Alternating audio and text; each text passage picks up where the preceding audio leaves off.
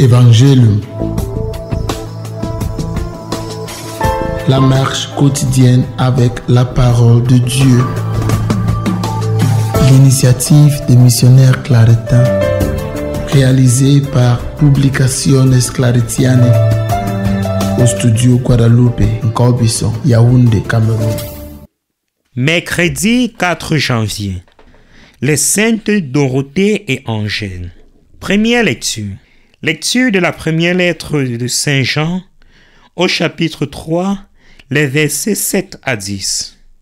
Petits enfants, que nul ne vous égare. Celui qui pratique la justice est juste comme lui.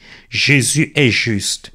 Celui qui commet le péché est du diable, car depuis le commencement, le diable est pécheur. C'est pour détruire les œuvres du diable que le Fils de Dieu s'est manifesté.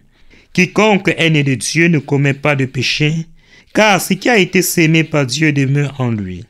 Il ne peut donc pas pécher, puisqu'il est né de Dieu.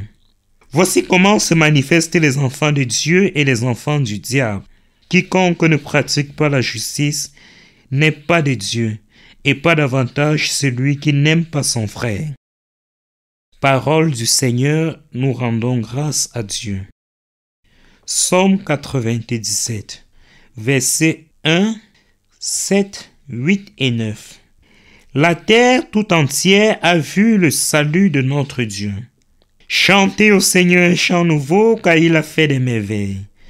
Par son bras très saint, par sa main puissante, il s'est assuré la victoire. La terre tout entière a vu le salut de notre Dieu. Que résonne la mer et sa richesse, le monde et ses habitants. Que les fleuves battent des mains, que les montagnes chantent leur joie. La terre tout entière a vu le salut de notre Dieu. Acclamez le Seigneur, car il vient pour gouverner la terre, pour gouverner le monde avec justice et les peuples avec droiture. La terre tout entière a vu le salut de notre Dieu. Alléluia, alléluia. Bien des reprises, Dieu dans le passé a parlé à nos pères par les prophètes. À la fin, en ces jours où nous sommes, il nous a parlé par son Fils. Alléluia. Évangile de Jésus-Christ selon Saint Jean, au chapitre 1, les versets 35 à 42. En ces temps-là, Jean le Baptiste se trouvait avec 2 de ses disciples. Posant son regard sur Jésus qui allait et venait, il dit, « Voici l'agneau de Dieu. » Les 2 disciples entendirent ce qu'il disait et ils suivirent Jésus. Se retournant, Jésus vit qu'ils le suivaient et leur dit, « Que cherchez-vous » Il lui répondit, « Rabbi », ce qui veut dire « Maître ». Où demeures-tu? Il leur dit, venez et vous verrez. Ils allaient donc, il vit où il demeurait, et il restait auprès de lui ce jour-là. C'était vers la 10e heure, environ 4 heures de l'après-midi. André et le frère de Simon-Pierre étaient l'un des 2 disciples qui avaient entendu la parole de Jean et qui avaient suivi Jésus. Il trouve d'abord Simon, son propre frère, et lui dit, nous avons trouvé le Messie, ce qui veut dire Christ. André amena son frère à Jésus.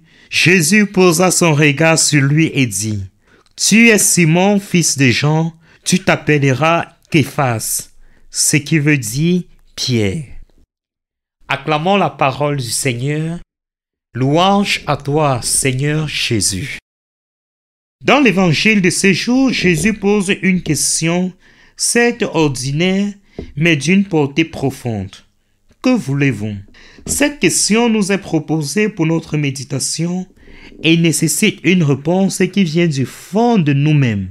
Les 2 disciples de Jean-Baptiste qui viennent d'entendre parler de Jésus comme étant agneau de Dieu ont répondu à cette question par « Où demeures-tu » traduisant ainsi leur désir de vouloir demeurer avec lui. Puissions-nous aussi, en répondant à cette question, vouloir demeurer avec le Seigneur, car celui qui demeure avec le Seigneur ne manque de rien et amène les autres vers lui. Vous venez d'écouter Évangile, du studio Guadeloupe, Nkobison, Yaoundé, Cameroun. Veuillez nous contacter au numéro 00237 694 43 82 09. Évangélium. Proclamez la bonne nouvelle et soyez bénis.